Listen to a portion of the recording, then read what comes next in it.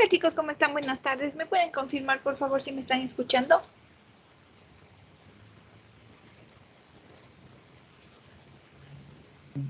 Buenas tardes, sí, se lo escucha.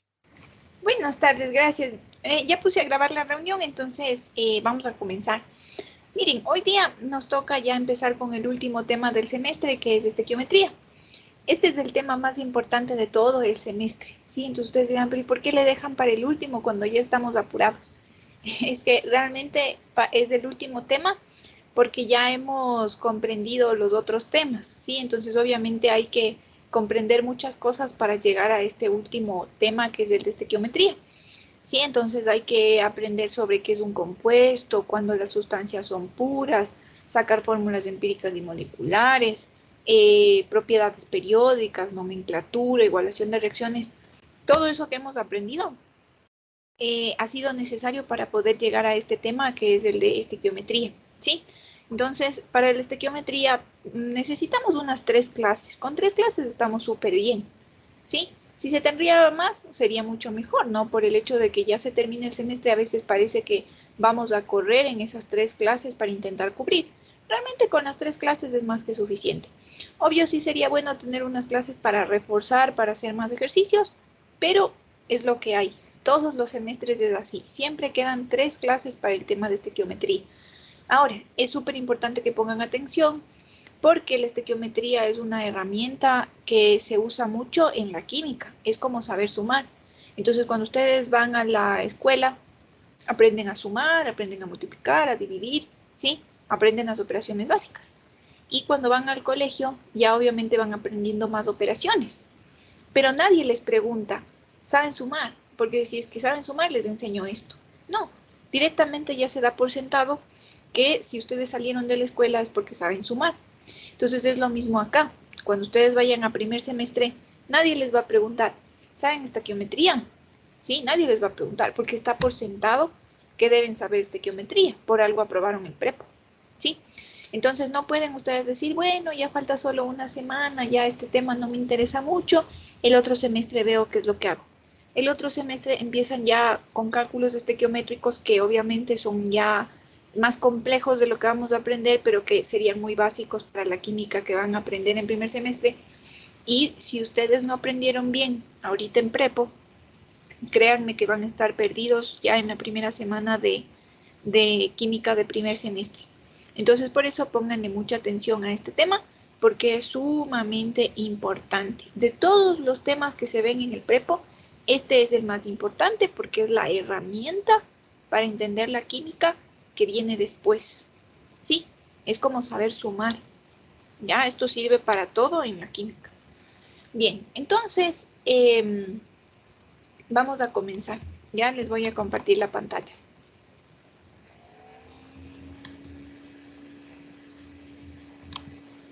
Bien, entonces miren, este tema de estequiometría es realmente un tema bastante amplio. Existe la estequiometría que se divide en la estequiometría del compuesto y en la estequiometría de la reacción química, ¿sí? Entonces, ustedes dirán, pero ¿y la estequiometría del compuesto? Esa también vamos a aprender.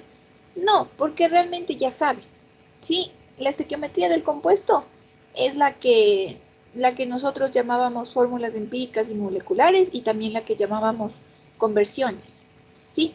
Entonces eso aprendimos nosotros con otros temas, pero realmente era estequiometría, porque la estequiometría es realmente una relación, ¿sí? Una relación matemática que nos permite combinar en proporciones la cantidad de una cosa con otra, ¿sí? Entonces, por ejemplo, cuando hacíamos la estequiometría de un compuesto, nosotros decíamos en el caso del agua, para que se forme el agua tienen que haber 2 átomos de hidrógeno y 1 de oxígeno, ¿sí? Ya decíamos eso era estequiometría del compuesto. Pero ahora hay que aprender estequiometría de la reacción química, que también es parte de la estequiometría, solo que acá lo estudiamos como que aparte, pero realmente es estequiometría. Entonces, la estequiometría es cualquier tipo de relación, ¿sí? Cualquier. Entonces, ahora nos vamos a centrar en las estequiometrías de las reacciones químicas. ¿Para qué sirve esto? Sí, no es cuestión solo de decir, sí, la estequiometría es esos cálculos que se hace con la reacción y ya. Y les pregunto, ¿y para qué se hace estequiometría? No sé, o sea, ahí nos dan unos datos y hay que calcular eso porque eso es lo que nos pide. No, miren, hay que entender para qué sirve la estequiometría, porque si no, ¿de qué sirve que ustedes se vuelvan unas calculadoras de estequiometría si no saben qué es lo que están calculando? Esa es la mayoría de problemas que se presenta con la estequiometría, que los estudiantes no saben para qué sirve, se vuelven unas calculadoras y cuando se les pide que razonen las respuestas que obtuvieron, no razonan, solo saben sacar la respuesta sin entender por qué. Entonces, les voy a poner un ejemplo para que entiendan qué es lo que están calculando. Miren, es como por ejemplo cuando ustedes van a cocinar, ¿ya?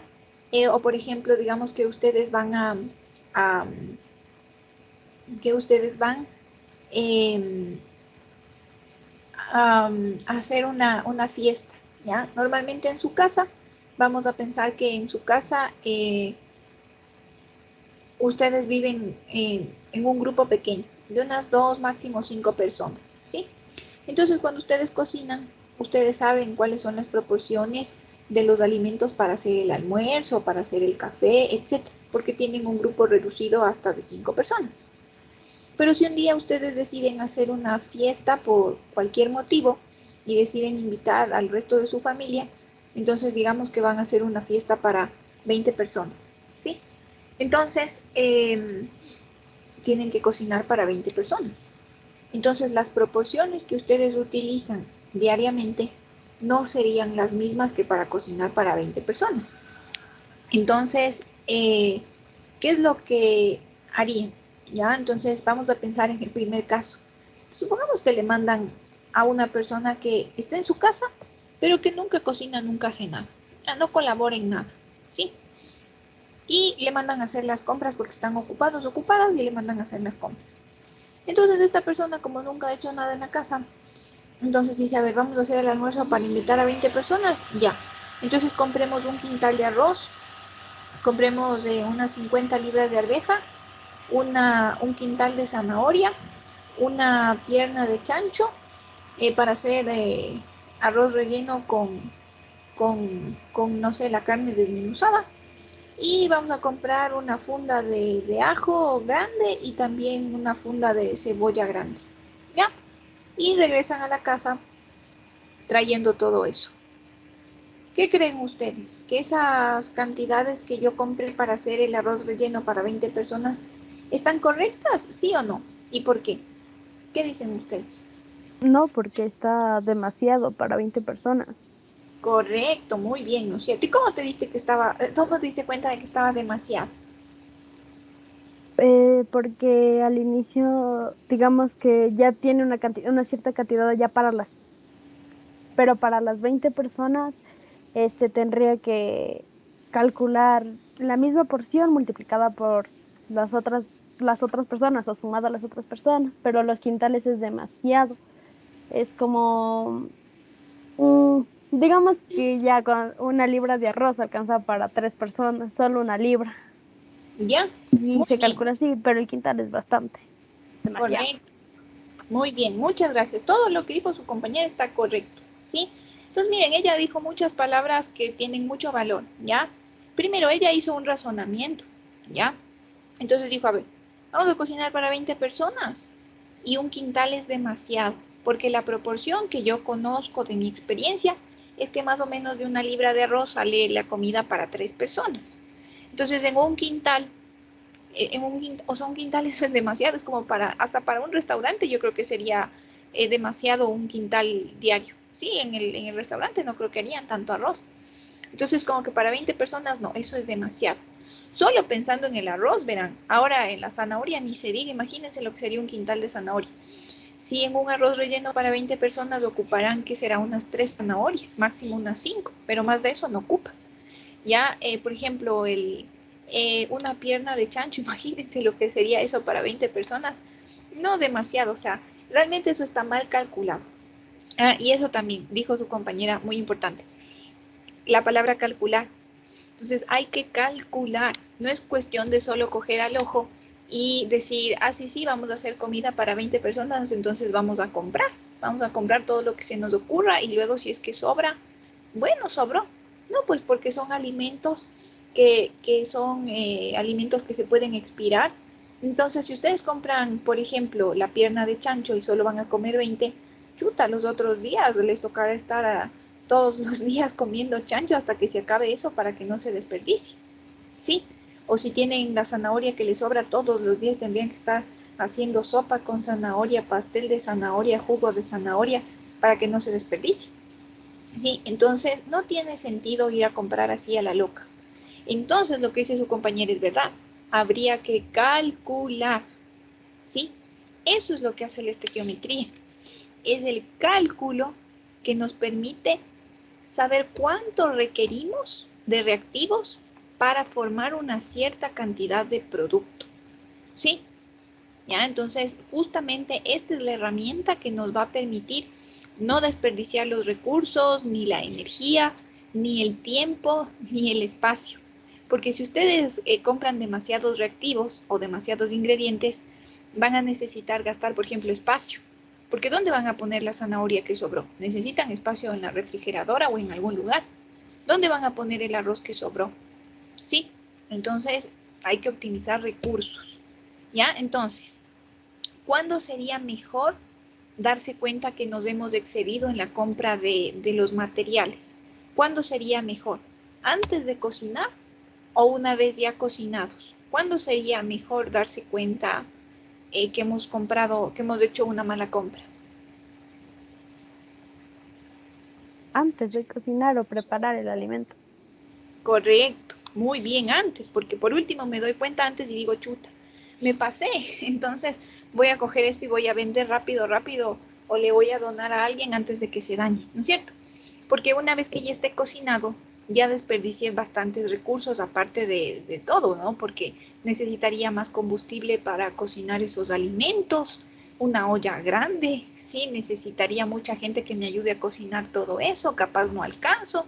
Y cuando ya esté hecho, me tocaría comerme todo eso, ¿sí? Entonces, siempre la estequiometría es una buena herramienta para calcular y proyectar lo que necesito y lo que voy a obtener, sin necesidad de ir a la cocina, porque lamentablemente eso es lo que pasaría si es que nosotros vamos a la cocina a cocinar a lo loco con todo lo que hay. Y luego decimos, ¿y ahora qué hago con todo esto? Antes de que las cosas ya se desperdicien, rápido, un cálculo rápido, que en el papel me diga que voy a estar dentro de lo normal, ¿sí? Y luego ya en la práctica, si es que llevamos esto a la práctica, de seguro la práctica va a ser bastante similar a lo que calculamos. Nunca es lo mismo, pero es bastante similar, eso es lo bueno. Y lo bueno de la estequiometría es que nos permite no desperdiciar los recursos. Y también no necesitamos ir al laboratorio o a la cocina. Lo podemos hacer en un papel, ¿sí? Entonces la estequiometría, por eso es que sería un análisis cuantitativo de cantidades, ¿sí? Que me permite determinar la cantidad de reactivos y de productos que necesito, ¿ya?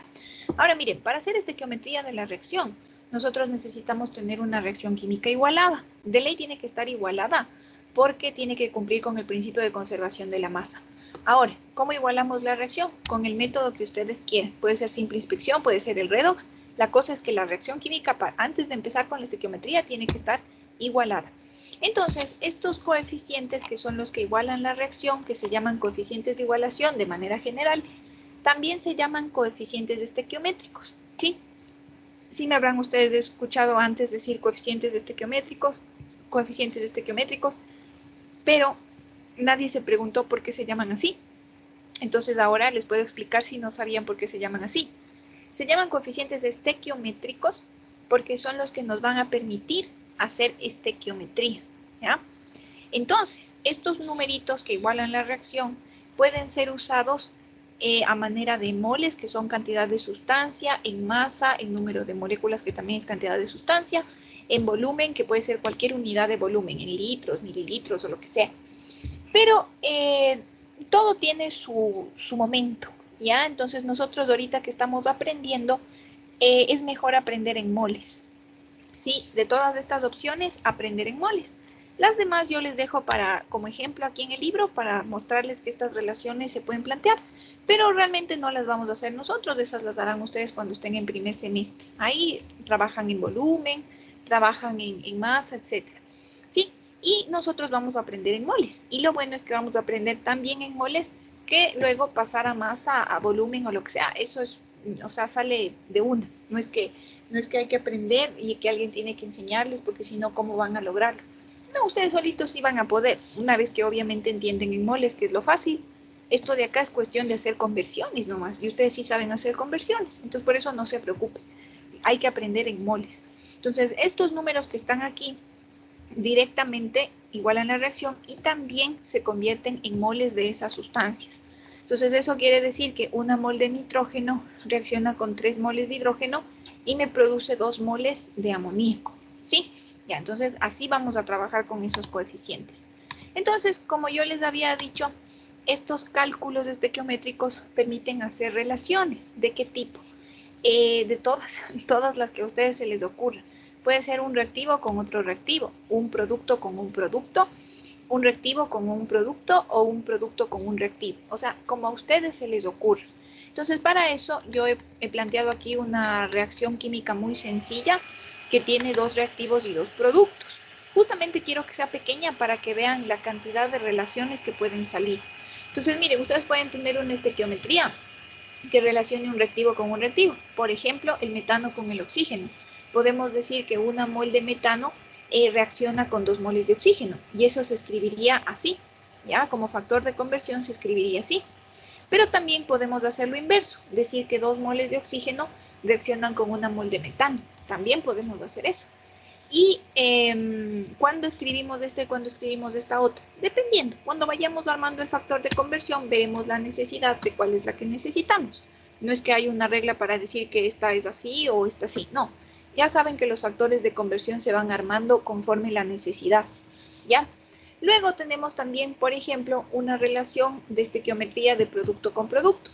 Podemos decir que se produce una mol de CO2 cuando también se producen 2 moles de agua, o lo que es lo mismo, que 2 moles de agua se producen cuando también se produce una mol de dióxido de carbono. ¿Sí?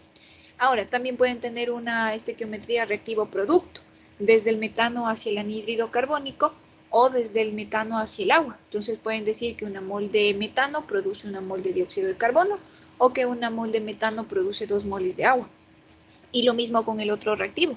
Pueden decir que 2 moles de oxígeno produce una mol de anhídrido carbónico o que 2 moles de oxígeno producen 2 moles de agua. ¿Sí? O sea, realmente ustedes pueden plantear todas esas relaciones, ¿ya? Y también pueden ir desde los productos hacia los reactivos, también. Entonces, ustedes pueden decir que se produce una mol de dióxido de carbono a partir de una mol de metano, o que una mol de dióxido de carbono se produce a partir de 2 moles de oxígeno, o que 2 moles de agua se producen a partir de una mol de metano, o que 2 moles de agua se producen a partir de 2 moles de agua. Todas estas relaciones salen de una reacción tan chiquitita como esta. Imagínense si tendrían una reacción más grande. Podrían haber más relaciones, ¿sí? Ahora, cuando hagamos un ejercicio, ¿es necesario plantear todas estas? No. Nuestro cerebro ya de una ya sabe qué es lo que hay que hacer. Entonces, si en mi reacción, en mi ejercicio, me pide que calcule, por ejemplo, la cantidad de anhídrido carbónico que se produce a partir de una cierta cantidad de metano, ¿cuál es la relación que me sirve? De una, la que sea metano anhídrido carbónico, de una. ¿Para qué voy a plantear el resto? ¿Se puede hacer? Sí, pero ¿para qué si no me han preguntado eso? ¿Sí? Entonces, de todas las relaciones que puedan salir de la reacción, solo tengo que plantear las que me permitan obtener la respuesta de lo que me preguntan. ¿Sí? Ya. Entonces, lo siguiente es entender el lenguaje de la estequiometría, porque una de las mayores dificultades en la estequiometría es comprender el lenguaje. ¿Por qué? Realmente, miren, la estequiometría es súper sencilla. Sí, la estequiometría es básicamente como las conversiones que aprendimos al inicio del semestre, esas conversiones. Así, igualito. ¿Sí? Y verán que eso aprendimos al principio del semestre. Y yo digo, son conversiones. Y luego, cuando a los estudiantes les preguntan, ¿te gusta estequiometría? No, eso es difícil. Dicen, no, eso de la química ya no me gusta. Por eso no me gusta la química, porque entiendo todo hasta que llegamos a estequiometría y ahí sí se fregó todo. Entonces yo digo, no es así, porque la estequiometría es súper fácil, es como hacer conversiones. Entonces yo me di cuenta, si les cuento esto, me di cuenta que a la gente en realidad le resulta difícil estequiometría. Entonces cuando yo empecé a dar clases, yo daba clases como veía que se hacía estequiometría en los libros, ¿no? Y en las pruebas yo veía que apenas entre el 10 y el 20% entendía la estequiometría y el resto no. Por más que yo me esforzaba en que me entiendan, no entendían la estequiometría. Entonces dije, a ver, ok, aquí hay algún problema. ¿Qué es lo que está pasando? No entendían el lenguaje. Me di cuenta de que no entendían el lenguaje y que por eso es que fallaban en la estequiometría, que es tan fácil. Entonces ustedes dirán, pero ¿y cómo es eso de que no entendían el lenguaje si todos hablamos castellano? Sí, pero es más o menos como esto. Ya, miren, pónganse a pensar que cualquiera de nosotros conseguimos mañana un trabajo de ayudante de cocinero, ¿ya? Y nosotros no tenemos experiencia en la cocina, sí, pero conseguimos ese trabajo. Nos dijeron, tranquila, tranquilo, que eso ya se aprende con el oficio. Sí, no es que necesitas estudiar algo, ya se aprende con el oficio. Y vamos confiados, ¿no? Pues vamos al siguiente día a trabajar y el cocinero que está ahí nos dice, pásame el cuchillo de la carne. Y yo digo, ¿qué? El cuchillo de la carne. Y es que todos los cuchillos son iguales. Sí, al menos eso es lo que yo diría. ¿Ya? Entonces digo, pero todos los cuchillos son iguales. Sí, entonces digo, el cuchillo de la carne. Ah, yo le paso cualquier cuchillo porque a la final de cuentas todos los cuchillos cortan. Todos los cuchillos son iguales. ¿Ya? Le paso un cuchillo y me manda al cebo por haberle pasado el cuchillo del pan. ¿Ya? Entonces yo digo, ¿qué? Entonces, como no conozco el lenguaje, ¿sí? El lenguaje de los cocineros, pues obviamente voy a estar mal, no voy a entender qué es lo que quiere. Entonces tengo que aprender que hay un cuchillo para la mantequilla, que hay un cuchillo para el pan, que hay otro para la carne, que hay otro para lo que sea, ¿sí? Entonces, una vez que ya me entero de que han habido esas cantidades de cuchillos de distintos modelos y usos, recién ahí podría decir que ya le entiendo al cocinero que me dice, ¿sabes qué? Vamos a filetear la carne, pásame el cuchillo. Entonces yo de una digo, ya tome el cuchillo de la carne. Sí, ahora, exactamente es lo que pasaba aquí con la estequiometría. ¿Sí? Los estudiantes no podían hacer estequiometría porque no entienden el lenguaje. Entonces, ¿de qué sirve que yo me ponga a hablar de reactivos puros, impuros, de productos teóricos, experimentales, si no tienen ni idea de qué estoy hablando? Sí, entonces, por más que yo sea clara en los ejemplos, si no tienen claro qué es un reactivo, qué es un producto, etcétera, no van a poder hacer estequiometría. ¿Ya?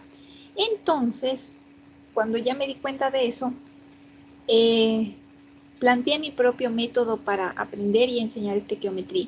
Entonces, esto que tienen ustedes acá, no, no lo van a encontrar en ningún otro libro. Aparte del mío, que es mío, no lo van a encontrar en otro libro.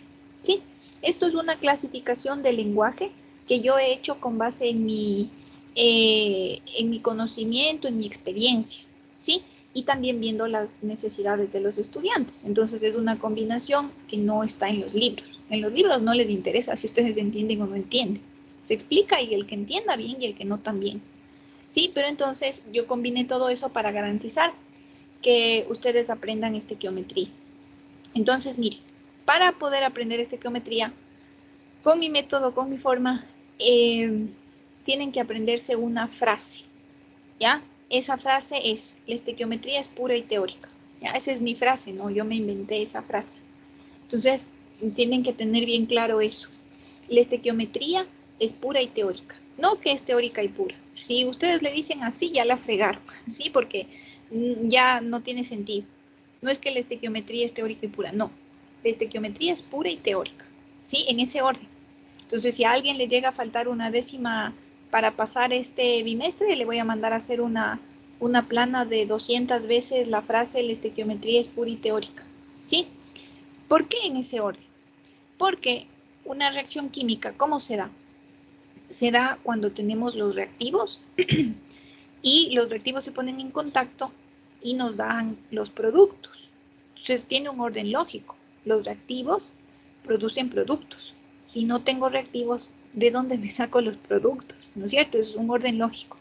Entonces por eso la estequiometría es pura y teórica. Porque los reactivos tienen que ser puros para producirme productos teóricos. ¿Sí? Por eso es que tiene que ser en ese orden. Entonces, es así, ¿ya? Ahora,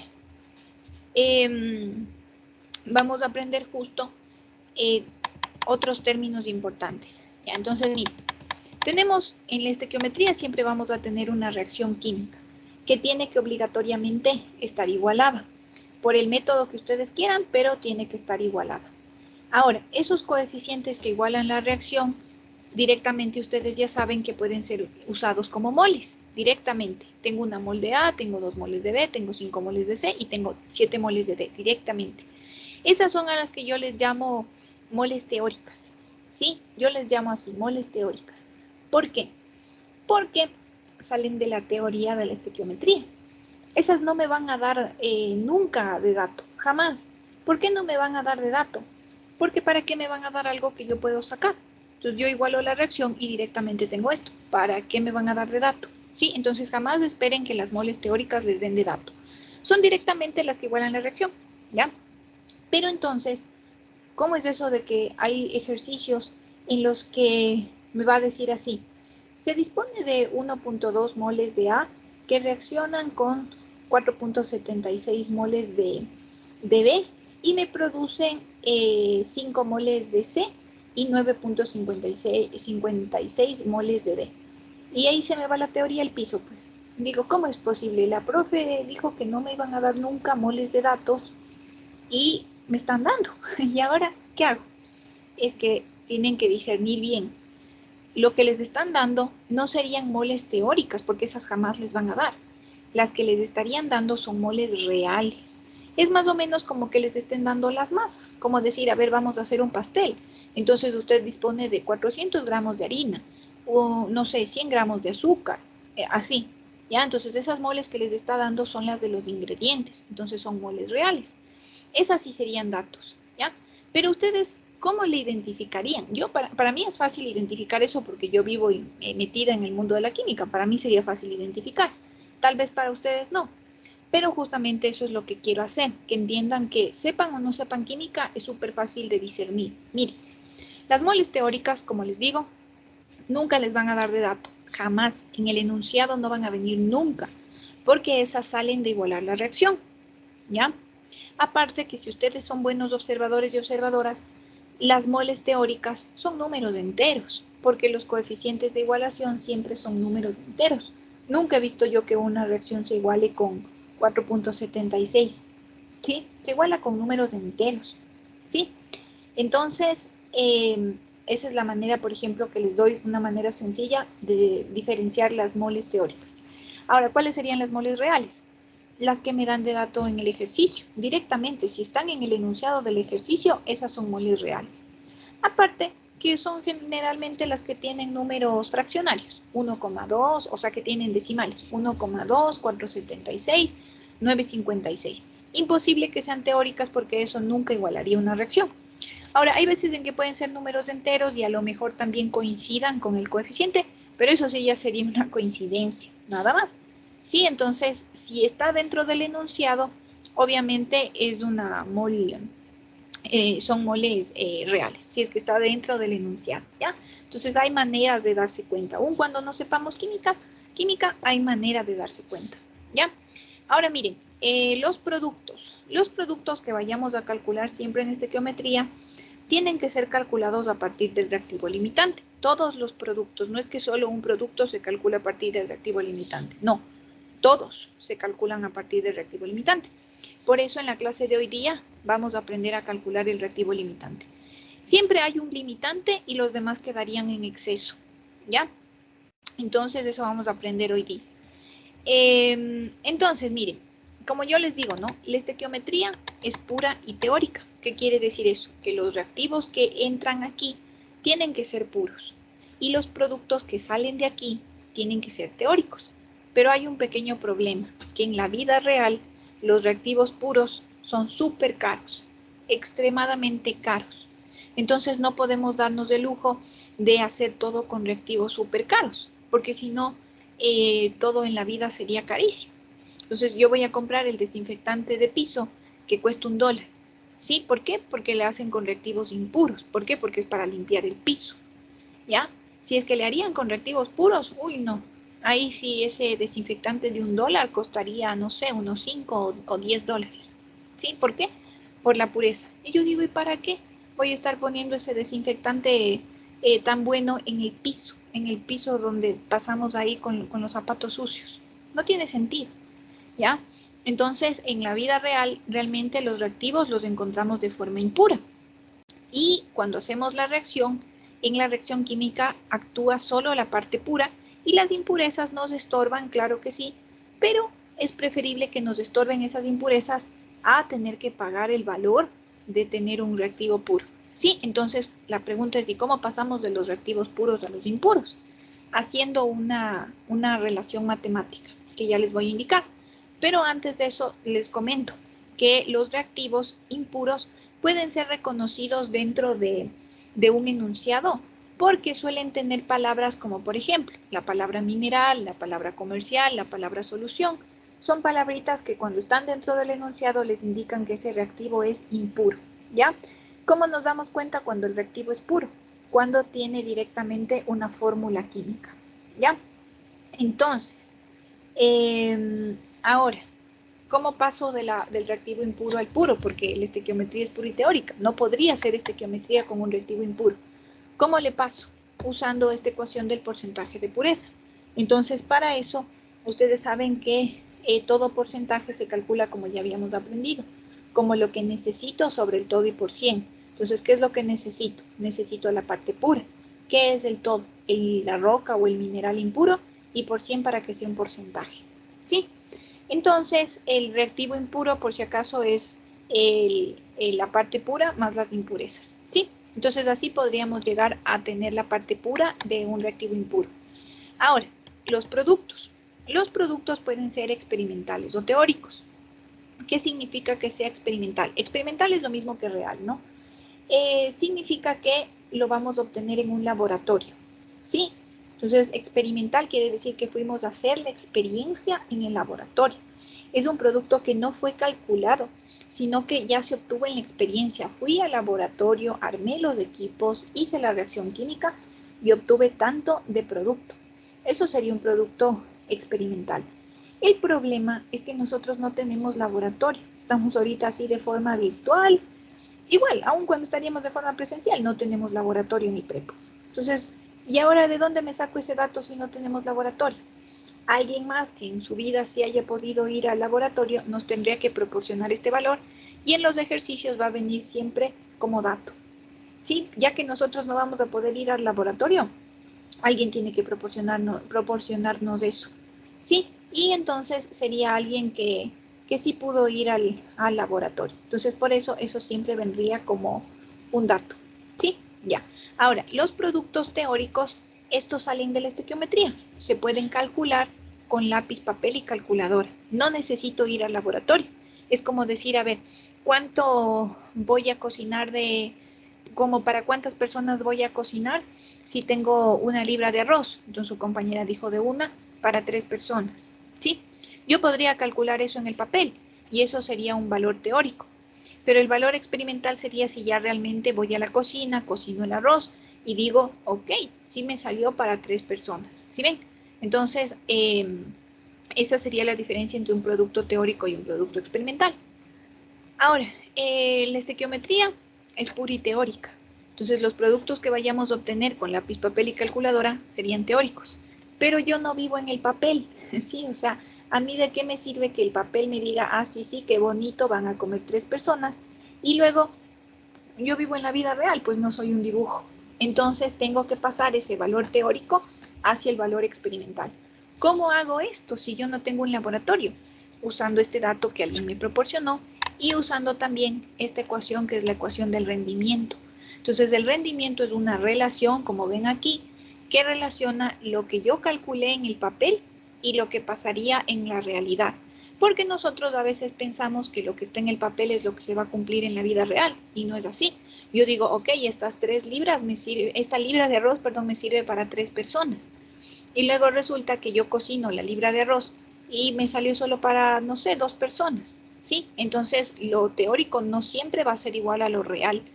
Lo teórico es una buena proyección, ¿sí? Lo teórico siempre va a ser lo máximo que me pueda dar una reacción química, lo máximo.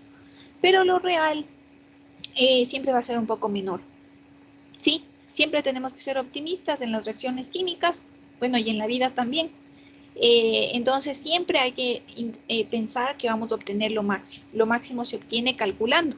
Y ya lo que nos dé la realidad, ya pues eso sería eso o un poquito menos, ¿sí? Entonces el rendimiento es el que me permite relacionar la parte real con la parte teórica. Y como le queremos como porcentaje, le multiplicamos por 100, ¿ya? Entonces, eso haríamos para relacionar el producto experimental con el producto teórico. Ahora miren, quiero que les quede bien claro esto. Esto está organizado de tal forma que ustedes no tienen que confundir los términos. Los reactivos pueden ser puros o impuros y los productos pueden ser experimentales o teóricos. Nunca pueden mezclar los términos como a ustedes se les ocurra. Decir que los reactivos son experimentales o que los reactivos son teóricos. Eso es absurdo, ¿sí? ¿Cómo va a ser un reactivo teórico? Si yo tengo ahí el arroz, tengo la pierna de chancho ahí esperando para cocinar. No son teóricos, son reales, ¿sí? O sea, realmente están ahí. Pero los términos que son propios para los reactivos son los términos puro o impuro. No existen, como les digo, reactivos experimentales o reales, no existen los reactivos teóricos. Eso es absurdo. Ya, entonces, lo que existen son los reactivos puros o impuros. Esa es la terminología que existe. Y para los productos, ustedes pueden tener productos experimentales o productos teóricos, ¿sí? Ya, entonces tampoco pueden decir tengo un producto impuro. No, porque si fue producido con una reacción química, no está bien. Los productos tienen que ser o experimentales o teóricos. No puede ser un producto impuro o un producto puro. ¿Sí? No. Productos se relacionan con producto experimental o producto teórico. ¿Sí? Ya, entonces no vayan a confundir la terminología ahí. Y por último, en este resumen, les indico que el porcentaje de pureza es propio de cada reactivo. Eso quiere decir que si ustedes van a hacer una reacción química y necesitan 3 reactivos, un reactivo yo que sé, consiguieron por ejemplo en China, les viene con un porcentaje de pureza. El segundo reactivo que necesitan lo consiguieron en Brasil, les viene con otro porcentaje de pureza. Y el tercer reactivo lo compraron aquí y ese tiene otro porcentaje de pureza. Entonces eso es propio de cada reactivo. El rendimiento no es propio de cada producto. Y por si acaso también la pureza se aplica solo para los reactivos y el rendimiento solo para los productos. ¿Ya? Ahora, el rendimiento. El rendimiento no es propio de cada producto, es de la reacción química, es general. ¿Ya? No es que este producto tiene tal rendimiento y este otro producto tiene tal rendimiento. No, el rendimiento de la reacción es el mismo para todo, para toda la reacción química. ¿Sí? Entonces, yo puedo de que utilice los datos de un producto para calcular el rendimiento, pero ese mismo rendimiento tiene que ser aplicado a cualquiera de los otros productos de la reacción. Entonces, no es que cada producto tiene su rendimiento individual. No, eso es de la reacción. Entonces, en estos dos temas de pureza y rendimiento, profundizaremos en la clase del día martes, ¿sí? Hoy tenemos que concentrarnos en la primera parte, que es aprender a calcular el reactivo limitante y el reactivo en exceso también. Bien, entonces miren, este resumen que ustedes acabaron de ver está en la hoja para recordar número 4, que en su libro, si es que le imprimieron, está en la parte de los anexos. Y si no le imprimieron y quieren imprimirle porque esta hoja sirve bastante, está también en el aula virtual en donde está el material. Ahí le pueden encontrar, ¿sí? Le pueden encontrar por separado para que puedan imprimir. Esta hoja les va a servir mucho también en primer semestre, porque como les digo, ahí ustedes van a hacer estequiometría todos los días, siempre. Eso ya nadie les va a enseñar. Eso ya es una herramienta que ustedes tienen que saber, ¿sí? Bien, entonces, vamos a hacer un ejercicio de aplicación para que puedan ver más o menos cómo funciona la estequiometría. Y aquí, por si acaso, también, antes de olvidarme, les muestro la hoja para recordar de estequiometría, en donde lo mismo que acabamos de ver está resumido aquí. Entonces, es una hoja en donde está resumido todo lo de estequiometría. Bien, entonces miren, vamos a hacer un ejercicio de aplicación para que ustedes sepan cómo se usa la estequiometría.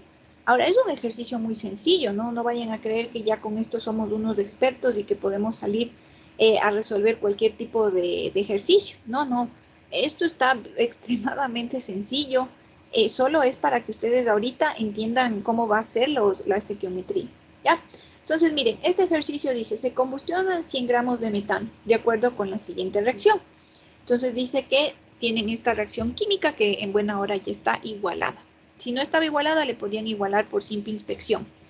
Dice entonces, determine la masa de oxígeno necesario para consumir por completo 100 gramos de metano. Entonces digo, ¿cuál sería la relación que tengo que hacer? Me dice que tengo 100 gramos de metano y que calcule la cantidad de oxígeno. Ambos son reactivos. Entonces lo que vamos a hacer es una relación de estequiometría reactivo-reactivo. ¿Sí? Y entonces, ¿cómo hacemos esta relación? Miren, parto del dato inicial. Tengo 100 gramos de metano. Armamos un factor de conversión. Entonces, ustedes ya saben que la misma unidad que está arriba tiene que ir abajo. ¿De dónde me saco estos 16 gramos de metano? De la tabla periódica. Es el peso molecular. ¿Sí? El peso molecular que se puede sacar con los pesos atómicos que están en la tabla periódica.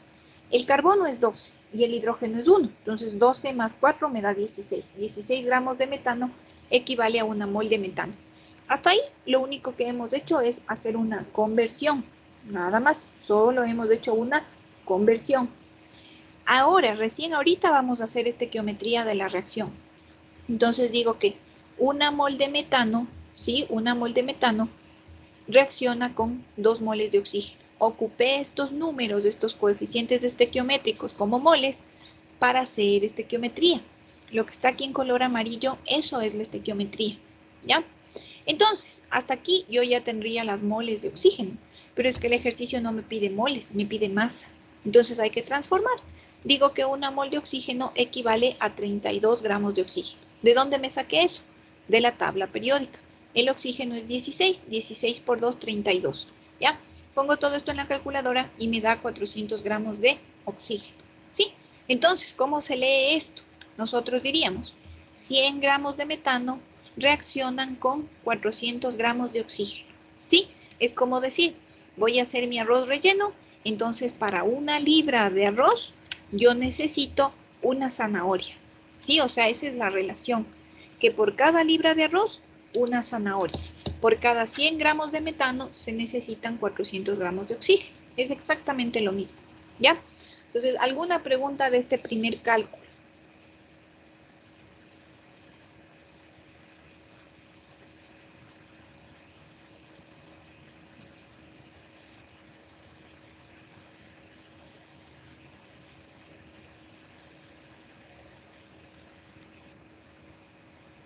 ¿Me puede volver a explicar cómo salió el 16 sin G?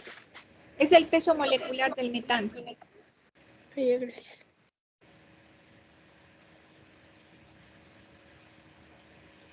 Bien, ¿alguna otra pregunta?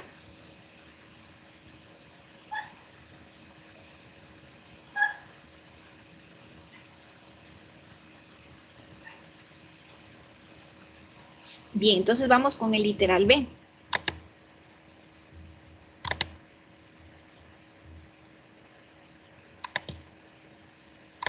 Vamos a dejar por ahí el enunciado y vamos con el literal B. Entonces, el literal B, ¿qué dice? Determine la masa de anhídrido carbónico producido si se consumen por completo los 100 gramos de metano. Entonces, digo, ahora, ¿qué tipo de estequiometría tengo que hacer? Nuevamente tengo 100 gramos de metano y me pregunta la cantidad de anhídrido carbónico, que es un producto. Entonces, tengo que hacer una estequiometría reactivo-producto. ¿Sí? Ya. Entonces, parto de los 100 gramos de metano, que es el dato. Pongo el peso molecular. El peso molecular saco de la tabla periódica con los pesos atómicos, multiplicado por el número de átomos. Entonces, 16 gramos de metano equivale a una mol de metano. Y hago estequiometría. Una mol de metano me produce una mol de anhídrido carbónico, ¿ya? 1 y 1, ¿sí? Me produce. Y aquí ya tengo en moles de anhídrido carbónico, pero no quiero en moles, quiero en masa. Entonces digo que una mol de anhídrido carbónico equivale a 44 gramos de anhídrido carbónico. ¿De dónde me saqué esto? De la tabla periódica. El carbono es 12 y el oxígeno es 16. 16 por 2 más 12 les da 44. ¿Ya? En total pongo todo esto en la calculadora y me da 275 gramos de CO2. ¿Cómo se leería esto? Yo digo que 100 gramos de metano me producen 275 gramos de CO2. Es lo mismo que decir que una libra de arroz me produce el arroz suficiente, el arroz relleno suficiente para que coman 3 personas, por ejemplo, ¿ya? Entonces es una relación entre lo que tengo como reactivo y lo que tengo como producto.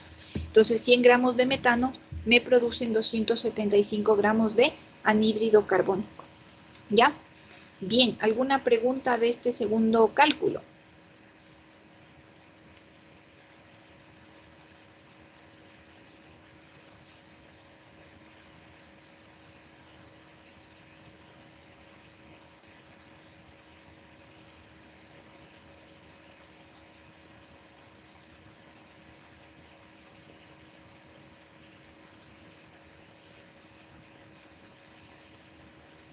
¿Ya alguna pregunta?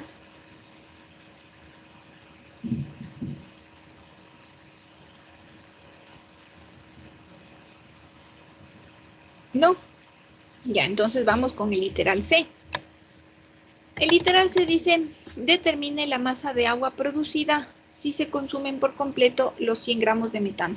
Entonces otra vez parto del metano y me pregunta ahora del agua, del otro reactivo, del otro producto, perdón. Entonces también vamos a hacer una estequiometría reactivo-producto. ¿Ya? Entonces parto de los 100 gramos de metano, pongo el peso molecular, eso equivale a 1 mol. Hago estequiometría, 1 mol de metano me produce 2 moles de agua. Y 1 mol de agua equivale a 18 gramos de agua. Esto es el peso molecular que sacamos con la tabla periódica. ¿Sí? Pongo esto en la calculadora y me da 225 gramos de agua. ¿Cómo se lee esto? Digo que 100 gramos de metano me producen 225 gramos de agua. ¿Ya? Preguntas de este literal.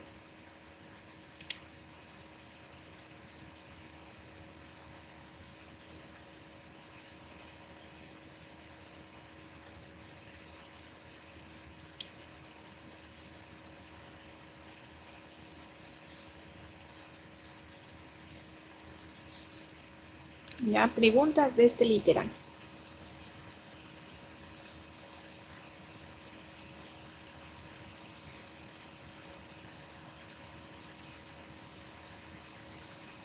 No. Ya, entonces vamos con el último literal, el literal D. Este de aquí es bastante interesante porque, miren, nos pide calcular el aire, ¿sí? Y ustedes dirán, pero ¿y dónde hay aire aquí? Ya, entonces vamos a ver. El literal D dice que determinemos el volumen de aire a condiciones normales necesario para consumir por completo 100 gramos de metano, ¿sí? Entonces tenemos la reacción química, nos dice que a partir del metano calculemos el aire.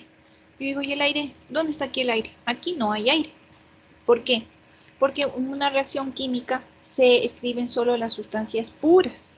Y el aire no es una sustancia pura, es una mezcla. Sí, es una mezcla que está formado por oxígeno e hidrógeno. Y nitrógeno, perdón, oxígeno y nitrógeno. ¿Ya? Entonces, ¿cómo voy a escribir eso en una reacción química? No se puede. Entonces digo, chuta, y ahora entonces, ¿cómo calculo el aire si en mi reacción química no hay aire? No hay aire directamente, pero ¿qué es lo que sí actúa del aire cuando nosotros hacemos, por ejemplo, una combustión? Actúa el oxígeno. Entonces, lo que nosotros podríamos hacer para sacar el aire es calcular el oxígeno. Entonces, a partir de los 100 gramos de metano, veo cuánto de oxígeno necesito. Y una vez que ya sepa cuánto de oxígeno necesito, ocupo estos valores que son unas constantes, ¿sí? Y con eso hago una conversión y obtengo la cantidad de aire. Ahora, estos valores que ustedes están viendo aquí es la composición volumétrica del aire. Eso es una constante, ¿sí? En cualquier parte del mundo se considera que el aire está idealmente formado por el 79% de nitrógeno, 21% de oxígeno, concentraciones en volumen. ¿Ya? ¿Qué quiere decir eso? Quiere decir que por cada 100 litros de aire, yo tengo 79 litros de nitrógeno y 21 litros de oxígeno. De una manera ideal, sí cambia un poquito, pero casi nada, ¿sí? Entonces, para fines de cálculo, se considera que la proporción es 79-21, ¿sí? Y eso es una constante que hay que saberse, ¿sí? Entonces, eso es lo que vamos a hacer. Miren, con los 100 gramos de metano, calculo la cantidad de oxígeno. Entonces digo, 16 gramos de metano es 1 mol. Una mol de metano reacciona con 2 moles de oxígeno y luego le transformo a ese oxígeno a litros. ¿Por qué? Porque esta composición volumétrica está en litros y para poder utilizarla tiene que estar en la misma unidad.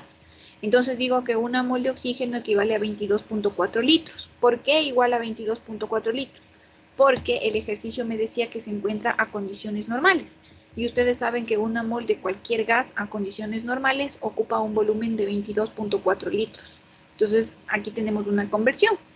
Y ahora que el oxígeno ya está en litros, entonces puedo determinar la cantidad de aire, ¿sí? Entonces, ¿cómo hago eso? Utilizo esto y digo que 21 litros de oxígeno están contenidos en 100 litros de aire. Y ya está. Y así tengo entonces la cantidad de aire que se requeriría para que se combustionen los 100 litros de metano. ¿Cómo se leería esto? 100 litros de metano requieren o necesitan de 1333.33 litros de aire. ¿Ya? Y ya está. Bien, ¿alguna pregunta de este último literal?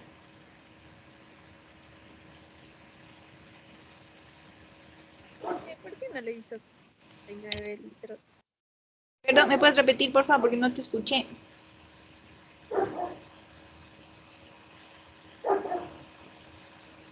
Ya no te escuché tu pregunta.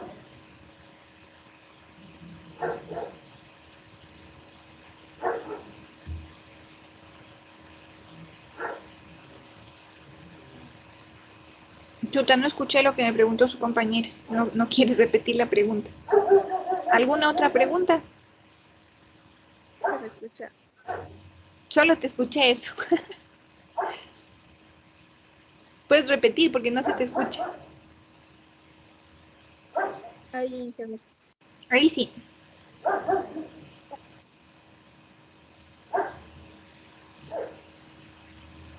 Si dijiste algo, no te escuché.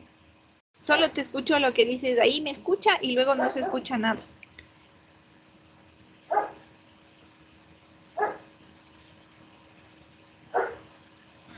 No se escucha. Ya, entonces no respondo tu pregunta porque no se escucha la pregunta. Bien, entonces, este ejercicio que acabamos de hacer, como les digo, es un ejercicio extremadamente sencillo, ¿sí? Súper sencillo. Lo único que quería mostrarles ahí es cómo se plantea la estequiometría. Nadie dice que los ejercicios van a ser así de fáciles porque recuerden que en ese ejercicio todavía no habíamos incluido absolutamente nada del reactivo limitante, del rendimiento ni del porcentaje de pureza. Entonces eso tenemos que ir incrementando de a poquito. Entonces lo que quiero alcanzar a hacer ahorita en la clase de hoy día es a que aprendan a calcular el reactivo limitante. Ya la clase del día martes veremos rendimiento y pureza. Entonces miren, a veces en nuestro mundo imaginario nosotros podríamos pensar que los reactivos pueden estar en cantidades estequiométricas para no desperdiciar nada. Que en la industria, para no desperdiciar nada, nosotros podemos calcular cuánto se necesita de A, cuánto de B, y O nos sale el producto C y D y no se desperdició nada. Eso es una mentira. Sí, eso no va a pasar. En la vida real eso no pasa. Eso puede llegar a pasar solo en la cocina. Pero inclusive en la cocina no pasa, verán. Sino que lo que pasa es que como en la cocina utilizamos alimentos, por más que se quede pegado a la olla, por más que sea el cocolón, que el cocolón ya sería un reactivo que se quedó sin reaccionar. Por último, nos comemos y no se desperdicia, ¿sí? Por eso es que la cocina sí podríamos decir que esté en cantidades estequiométricas, pero yo les digo que no, ¿sí? Entonces, que esté en cantidades estequiométricas quiere decir que esté en cantidades justas. Y eso no pasa en la vida, ya eso pasa solo en nuestra imaginación. Realmente en la vida real lo que sucede es que vamos a tener un reactivo limitante y reactivos en exceso. ¿Qué es el reactivo limitante? Como su nombre lo indica, es el que limita. ¿Pero qué es lo que limita? La reacción y la cantidad de productos, ambas cosas. Porque el reactivo limitante es el que dice cuándo la reacción tiene que detenerse, cuándo esa reacción se acaba y no hay más. ¿Sí? O sea, el reactivo limitante es el que le pone el freno, el que dice, ok, se acabó este reactivo, muchas gracias, se acabó la reacción. ¿Sí? Y el reactivo en exceso, como su nombre también lo indica, es el que va a sobrar, ¿sí? Es uno de los reactivos que va a sobrar. Entonces, tomando como ejemplo de lo que estábamos hablando del arroz relleno, ¿sí? Es como decir que el reactivo limitante sería, por ejemplo, el arroz, ¿ya? Si ustedes tienen una libra de arroz y tienen un quintal de zanahoria, obvio que un quintal de zanahoria para no más de una libra de arroz es demasiado, ¿sí? Entonces, obviamente, la zanahoria estaría en exceso y la libra de arroz sería limitante, porque es la que me dice, ok, solo vas a poder cocinar comida para 3 personas. Ya con una libra solo puedes hacer comida para 3 personas. Una comida decente, ¿no? Porque claro que pueden cocinar toda la zanahoria, pero y ese plato sí no sé cómo se llamará, zanahoria con arroz. ¿Sí? Entonces, si queremos hacer el arroz relleno, usamos la libra de arroz, pero sería con una zanahoria, para que tenga un quintal, ¿sí? Entonces, ese sería el reactivo en exceso.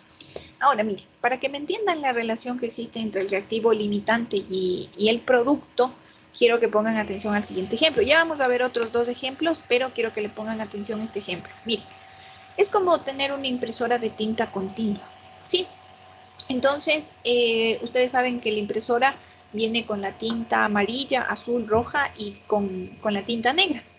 En la caja nos garantiza que va a ser 1000 impresiones con alta calidad, ¿ya? Entonces nosotros queremos repartir un volante con una foto y compramos esa impresora y queremos imprimir 1000 veces. Entonces decimos, bueno, compro la impresora, imprimo 1000 veces y luego me queda la impresora y puedo seguir usando. Pero yo le compro porque me va a imprimir las 1000 veces que necesito.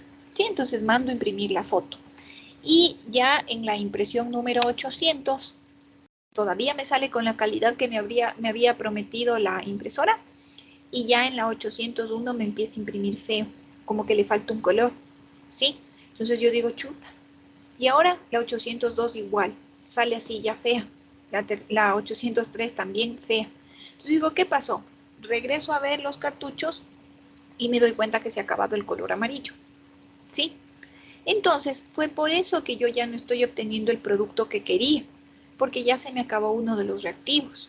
Entonces, si es una impresora así normalita como la que todos tenemos, esa impresora va a seguir imprimiendo hasta los 1000, pero ya las últimas 200 copias ya estarían feitas porque se acabó el color amarillo. Entonces, no es lo que nosotros esperábamos. Esas 200 copias no serían las que esperábamos.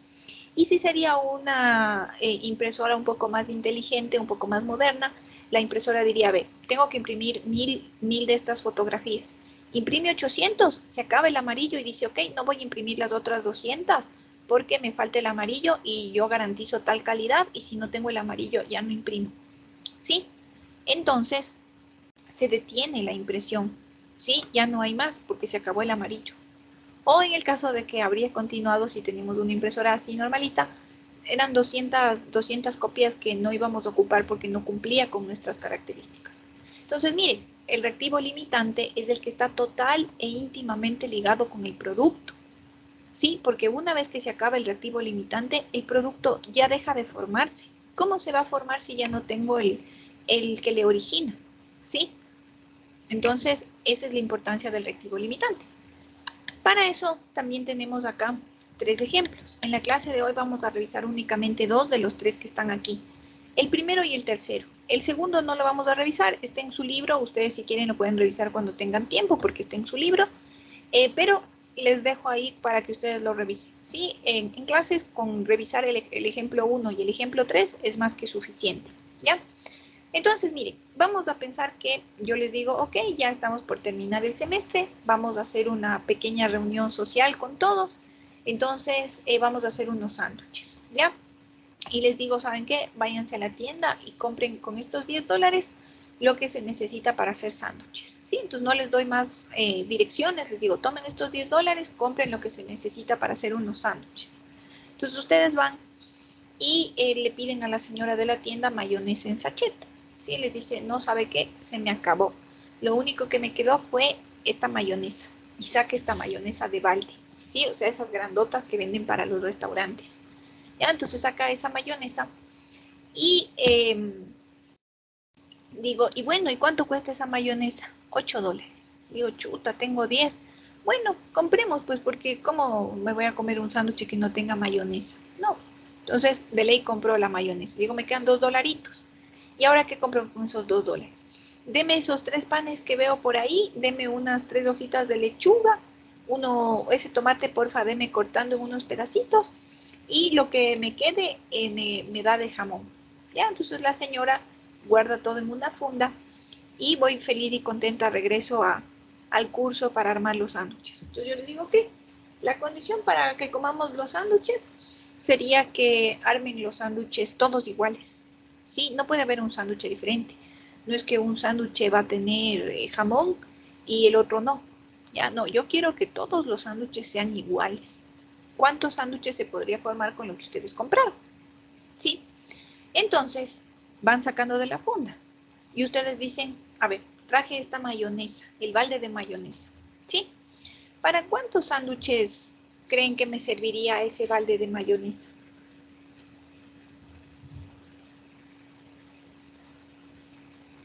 ¿Cuántos estiman ustedes que Para los sándwiches? 3 y sobra.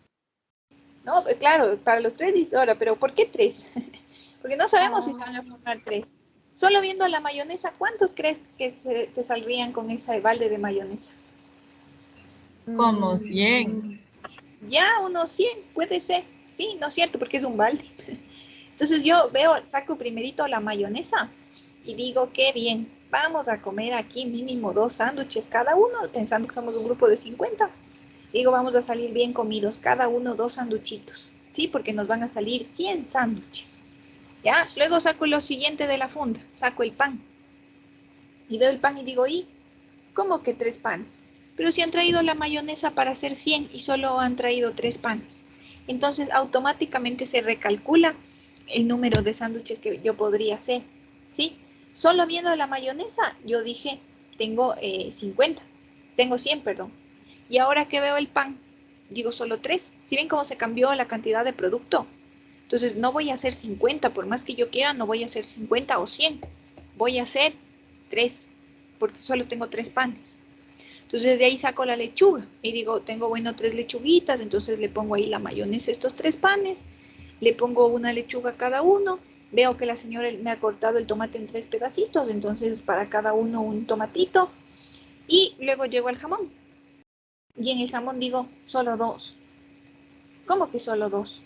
Chut, otra vez se recalculó el número de sándwiches, otra vez. Yo que esperaba tener 100. Ya con esto armé 3 y ahora armo 2. Miren qué triste. Entonces, la cantidad de producto está totalmente ligada con el reactivo limitante. Aquí el reactivo limitante sería el número de jamones. ¿Sí? Es el que me muestra la realidad. Porque si yo solo veo la mayonesa, vivo en un engaño pensando que voy a hacer 100 sándwiches. Ya cuando llego al jamón, me doy cuenta que solo son 2. Entonces, si ven la importancia de calcular el reactivo limitante, me muestra la realidad, no me muestra una ilusión, es lo real. Entonces, aquí habrían reactivos en exceso también. Hay 2 tipos de reactivo en exceso.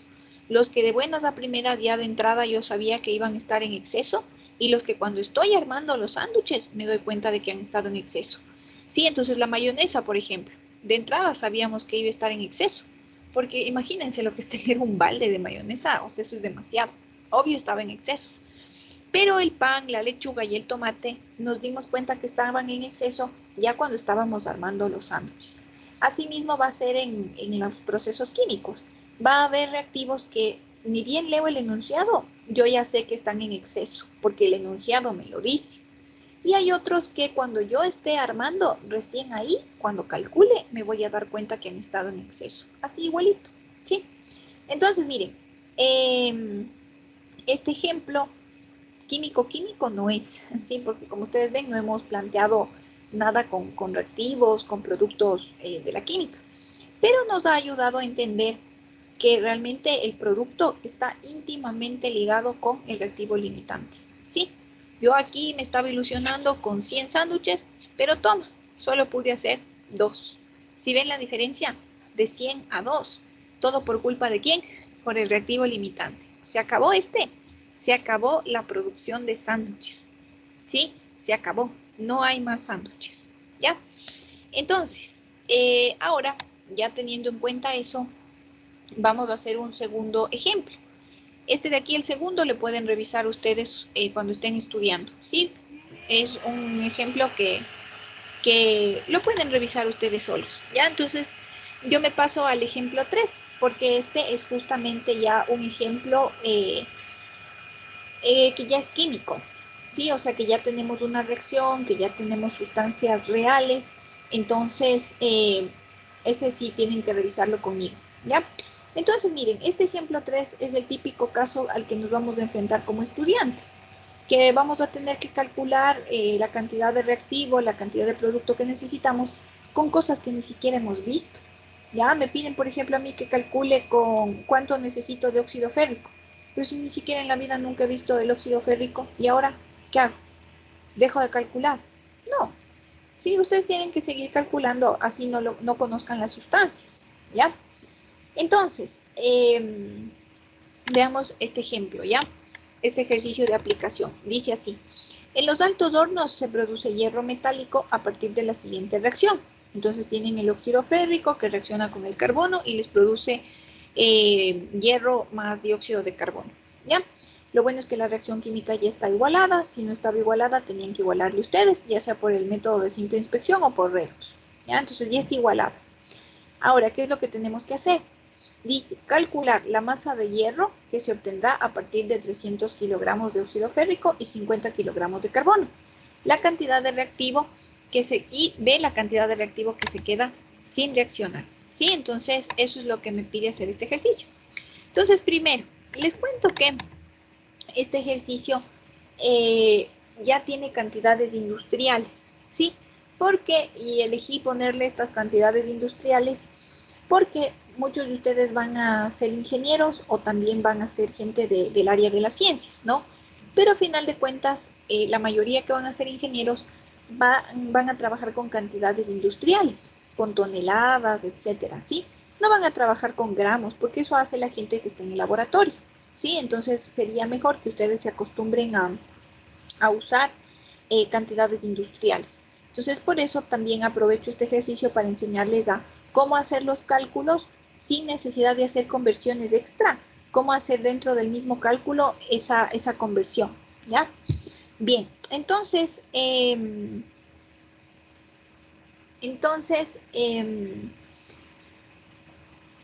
empecemos en orden, ¿ya? Entonces, lo que yo les sugiero es que cuando tienen una reacción química que ya está igualada, pongan los datos debajo de los reactivos o de los productos, que ahí pongan los datos.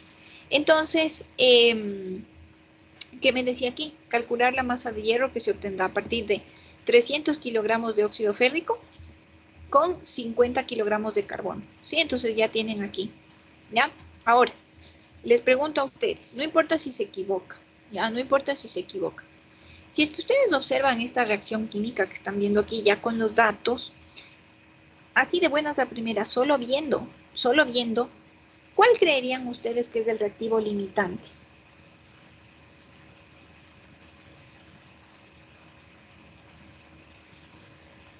¿Sería El Fe2 o 3? ¿Por qué? Porque tiene el 2, es el menor, tiene, ¿cómo se diría?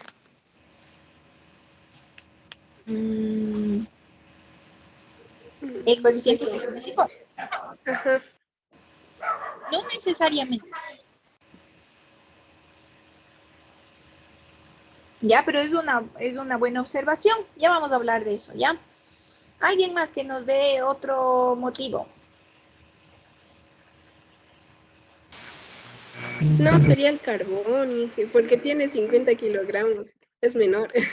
Ya me di cuenta. Ya, bueno, ya, entonces miren, la primera compañera nos dijo que el reactivo limitante sería el primero porque tiene este 2, que es el coeficiente estequiométrico, y este 2 es más pequeño que 3.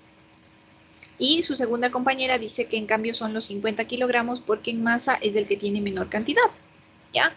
Entonces les comento, ninguna de sus dos compañeras está bien, pero agradezco que hayan participado y yo ya sabía que se iban a equivocar, ¿sí? Entonces por eso les dije que no tengan miedo de equivocarse, porque ya sabía que se iban a equivocar. Pero es importante para poder corregir, ¿sí? Y poder indicarles que no es fácil ver así de buenas a primeras sin calcular quién es el reactivo limitante. Primera opción, ¿por qué solo viendo el número, el coeficiente, eso no es garantía de nada, porque estas son moles y tendríamos que usar el peso molecular para saber cuál realmente está en menor cantidad. Tendríamos que hacer una conversión si quisiéramos usar ese 2, cosa que no recomiendo hacer. Eso enseñan a hacer en los colegios, pero es demasiada información que luego nos vamos a olvidar, ¿ya? Entonces a mí siempre me gusta hacer cálculos de una manera súper razonada que no nos olvidemos, ¿ya? Entonces esa opción negada no nos va a dar, no es una garantía de nada porque tendríamos que trabajar con los pesos moleculares, ¿ya? Entonces esa no. Ahora, su otra compañera dice, porque está en menor cantidad. La cantidad en masa no es un indicativo de que este es el reactivo limitante, no lo es.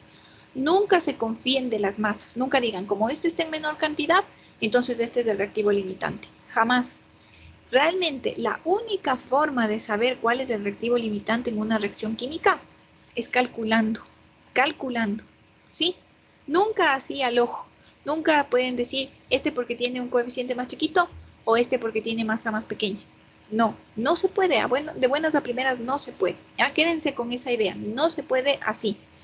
Sí, cuando tienen una reacción química hay que calcular, ¿ya? Entonces eso es lo que vamos a hacer. Entonces para eso es que nos sirve el razonamiento del sándwich.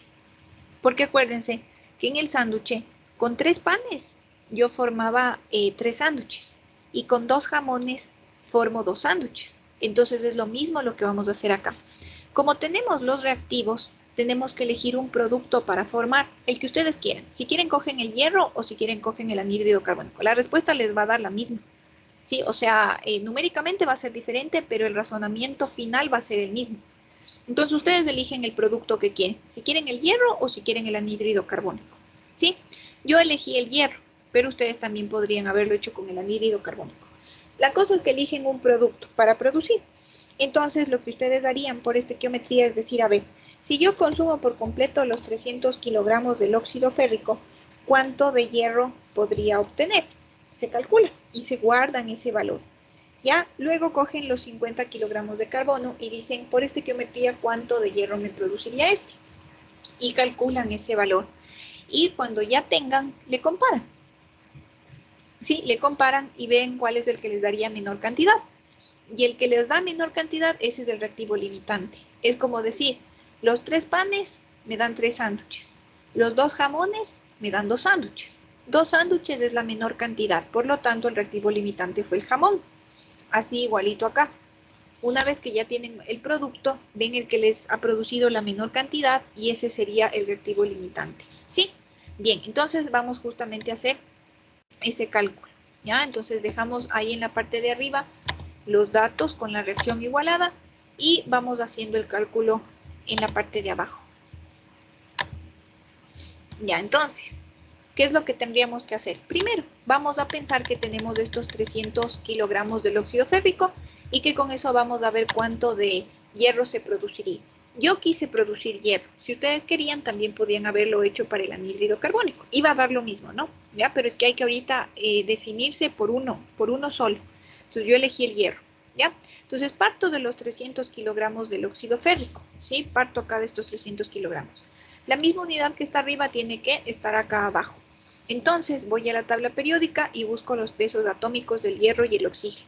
El del hierro es 55.85 por 2, más el oxígeno que es 16 por 3. En total eso me da 159.7 gramos. Y ustedes saben que eso equivale a una mol de óxido férrico. Pero lo nuevo aquí es que esto dice que está en kilogramos, porque está en unidades industriales. Entonces, ¿y ahora qué hago? ¿Hago una conversión extra? No, de gana van a desperdiciar el tiempo haciendo una conversión extra. Directamente, miren, si esto está en kilogramos, pongan kilo aquí, kilo acá y trabajen con esa K en todo el ejercicio. Y no tienen que cambiar nada ni hacer una conversión extra. Entonces, esos son pequeños artificios que los van a ir aprendiendo conforme avanzan, porque ustedes tienen que aprender a trabajar con cantidades industriales. Van a ser ingenieros, ¿sí? No van a ser laboratoristas. Entonces, tienen que trabajar con estas cantidades industriales. Entonces, solo antepongo la K. K aquí y K acá y se arregló todo. Entonces digo que 159.7 kilogramos de óxido férrico equivale a 1 kilomol de óxido férrico. ¿Ya? Ahora, hago estequiometría y digo que 2 kilomoles, también sigo ocupando la K, ¿no? 2 kilomoles de óxido férrico me producirían 4 kilomoles de hierro. que es el producto que yo elegí. Y luego digo que 1 kilomol de hierro equivale a 55.85 kilogramos de hierro. Nuevamente repito, este sería el peso atómico del hierro que saco de la tabla periódica, pero le pongo kilo porque ya le puse kilo a todo el proceso, ¿ya? Y pongo esto en la calculadora y me da 209.83 kilogramos de hierro, ¿sí? Entonces, ¿cómo se leería esto? Yo diría que si es que yo tengo 300 kilogramos del óxido férrico, esto me produciría 209.83 kilogramos de hierro. Me reservo este valor, le tengo guardadito ahí. Y ahora digo, ¿y entonces cuánto me producirían estos 50 kilogramos? ¿Sí? ¿Cuánto me produciría? Calculemos. Entonces digo, a ver, tengo 50 kilogramos. 12 kilogramos de carbono equivale a 1 kilomol de carbono. 3 kilomoles de carbono me producen 4 kilomoles de hierro. 1 kilomol de hierro equivale a 55.85 kilogramos de hierro. Pongo esto en la calculadora y me da 310.27 kilogramos de hierro. ¿Cómo se lee esto? Los 50 kilogramos de carbono me producirían 310.27 kilogramos de hierro. Entonces, ahora que ya hemos calculado cuánto de producto nos daría, tenemos que hacer lo que hicimos con los sándwiches. Con los sándwiches, ¿qué fue lo que hicimos? Dijimos, 3 panes me producen 3 sándwiches. 2 jamones me producen 2 sándwiches. 2 es menor que 3, entonces el reactivo limitante son los jamones. Así igualito. Acá, ¿qué es lo que digo? Los 300 kilogramos del óxido férrico me producieron 209 y los 50 kilogramos de carbono me produjeron 310. 209 es menor que 310, entonces el reactivo limitante son los 300 kilogramos del óxido férrico. Oh, sorpresa, no fueron los 50 kilogramos porque estaban en menor cantidad. Entonces, ojo, nunca jamás en la vida, porque esté en menor cantidad, quiere decir que va a ser el limitante. Fíjense que aquí realmente está en exceso, ¿sí? Ya, entonces, preguntas acerca de este cálculo del reactivo limitante. ¿Ya? ¿Qué preguntas tienen?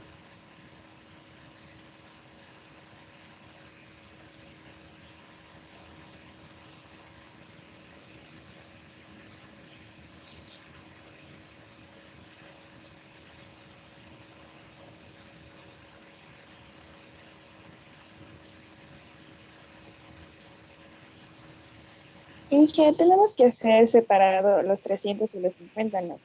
Claro, Son distintos. no, claro, de ley tienen que hacer por separado. Sí, de ley, de ley. Y otra, o sea, lo que ya nos sale de ahí ya podríamos ver cuál es y ya le pondríamos esa respuesta, ¿no? O Claro. eso sí nos darían como opción múltiple o nosotros escribiríamos eso. Ya, depende. Ahí sí no te garantizo cómo va a ser la pregunta, porque bien podría ser como tú dices de opción múltiple o también que digites la respuesta. Sí, entonces ahí sí ya depende de cómo sea la pregunta, pero lo que tú calcularías es esto, ¿no?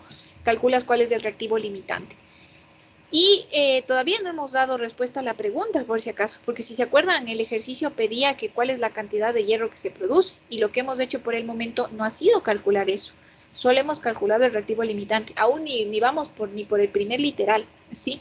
Solo hemos calculado el reactivo limitante, ¿sí? No sé si ahí me cachaste o todavía tienes alguna duda.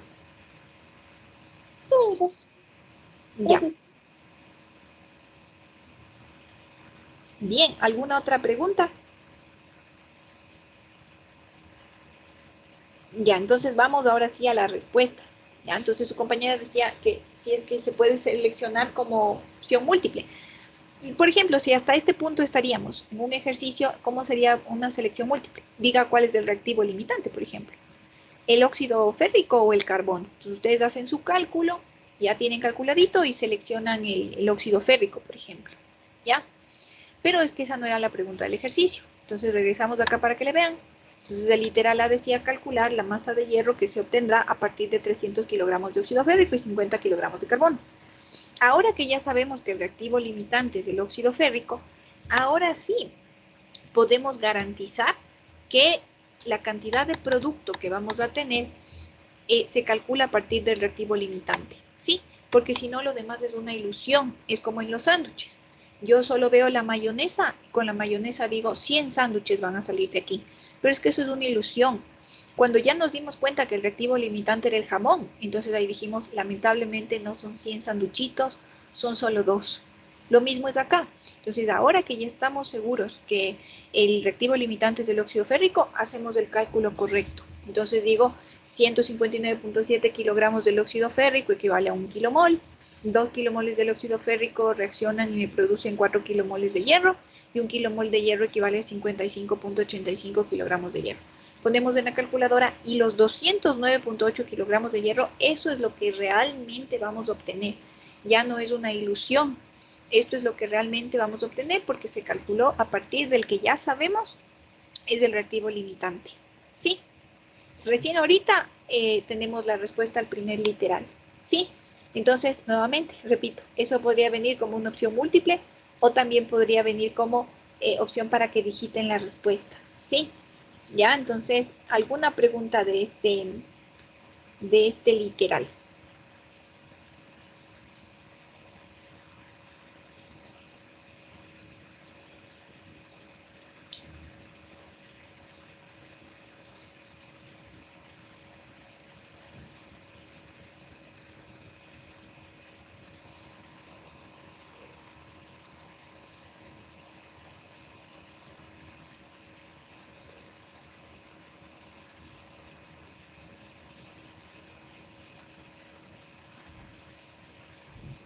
¿Ya? ¿Alguna pregunta de este literal? No. Entonces vamos con el segundo literal, porque este ejercicio tenía 2 literales. Entonces dice calcular la cantidad de reactivo que se queda sin reaccionar. Es como que con el ejercicio de los sándwiches me diga la cantidad de reactivo que se queda sin reaccionar. Entonces sería una lechuga, un pedacito de tomate, un pancito y un montón de mayonesa. Eso sería todo lo que se queda sin reaccionar. ¿Sí? Ya, entonces eso en el sándwich. Ahora acá. ¿Cómo se calcula el reactivo en exceso?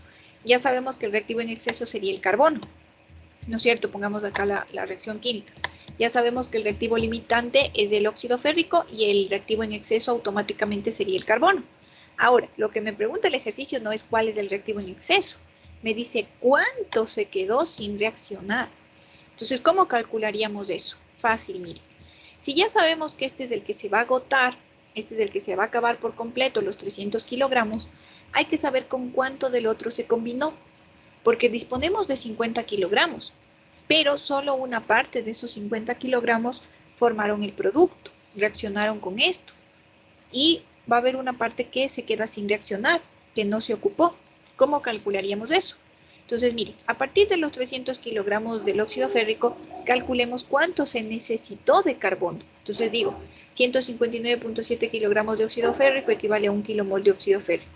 2 kilomoles de óxido férrico reaccionan con 3 kilomoles de carbono. Estequiometría reactivo, ¿ya?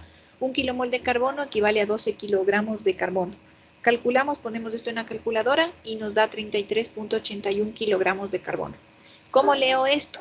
Digo que los 300 kilogramos de óxido férrico me producirían 33.81 kilogramos de carbono. ¿Sí? Y digo, pero yo disponía de 50. Entonces, mire, lo que yo disponía es igual a lo que sí reaccionó más el exceso. Entonces, lo que yo tenía disponible eran los 50 kilogramos. Lo que reaccionó o lo que se ocupó fueron los 33.81. Y el exceso sería la diferencia. Entonces, lo que se quedó sin reaccionar, que es el exceso, serían 16.19 kilogramos. ¿Sí? Eso es lo que me pedía en el segundo literal. ¿Ya? Entonces, preguntas de este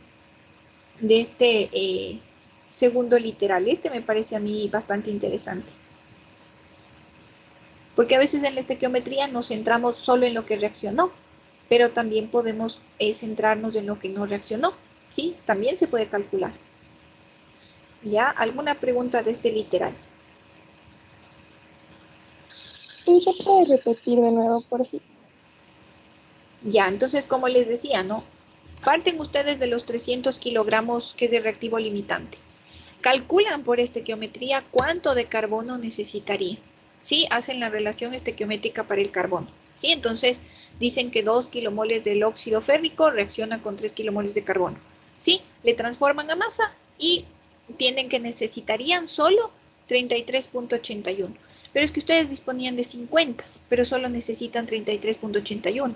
Entonces la diferencia entre 50 y 33.81 es 16.19. Esto es lo que se quedó sin reaccionar, lo que le sobró. ¿Sí? Lo que es como la lechuga y el tomate, ¿ya? Lo que le sobró. ¿Sí?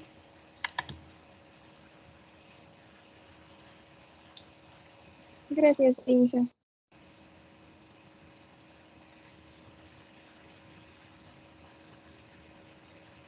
Bien. Sí, dime. ¿Por qué le hace la relación reactivo-reactivo? Porque necesita calcular cuánto no reaccionó, ¿verdad? Correcto. Entonces, lo que no reaccionó es un reactivo. ¿Sí? Siempre lo que no reaccionó, como dice su nombre, no reaccionó, o sea, no se dio la reacción con eso. Entonces, ¿dónde le vas a buscar? En el lado de los reactivos. ¿Sí? Entonces, lo que no reaccionó siempre va a estar en el lado de los reactivos. Si este fue el que se agotó, porque este delimitante se acabó, quiere decir que reaccionó todo. Por eso se acabó. Y en cambio, este queda automáticamente en exceso. Entonces, llega un punto en el que se combinó con este, ¿sí? Y se acabó la reacción al momento en el que se acabó este. Pero de este todavía quedó un poco, ¿sí? Todavía quedó un poco y la pregunta es ¿cuánto quedó? Entonces lo que quedó fueron 16.19.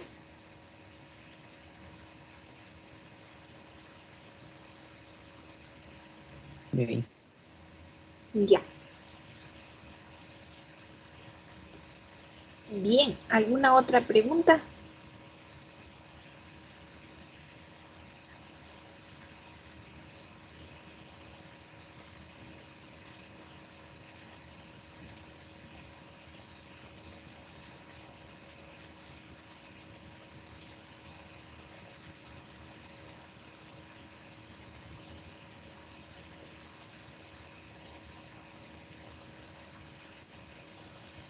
No. Ya, entonces miren, de este tema de estequiometría tenemos un solo deber. No le dividí en varios deberes, sino que le dejé en un solo deber. Entonces, este deber tiene 8 ejercicios, ¿sí? Porque la estequiometría, todos los ejercicios que hay que hacer para ir comprendiendo requiere de algunos ejercicios. Entonces, en total tiene 8. Lo que yo les sugiero es que, a pesar de que este fin de semana no tienen que presentar un deber, sí adelanten los 4 primeros, porque hasta el ejercicio 4 de su deber no hay nada que tenga nada que ver con pureza ni con rendimiento, que es lo que vamos a ver el día martes. ¿Sí? Entonces, tranquilamente ustedes pueden adelantar los 4 primeros ejercicios. Y los otros 4 les dejan pendientes para hacer después de la clase del día lunes. Les recomiendo hacer esto de adelantar los ejercicios porque les recuerdo que las clases ya se terminan la otra semana, la prueba es del día viernes y si ustedes dejan que esto se les acumule hasta la otra semana, no van a entender bien, no van a estudiar bien, les va a ir mal en la prueba y recuerden que ya es la última prueba. Si les va bien en esta prueba, no van a tener que rendir supletorio. Entonces, mejor organícense bien para que el fin de semana adelanten estos 4 ejercicios. Luego tenemos la clase el día martes, hacemos los 4 ejercicios que quedan y el día viernes estamos dando tranquilamente la prueba. Les va bien y se olvidan ya de química. Pasan sin dar supletorio. Entonces, échenle ganas porque ya es lo último para que ya se olviden de tener que sufrir por esta materia. Sí, directamente ya pasen el día viernes con la última prueba y se acabó. Sí, entonces adelanten por lo menos hasta el ejercicio 4. ¿Ya? Bien, entonces no sé si tienen alguna pregunta antes de terminar.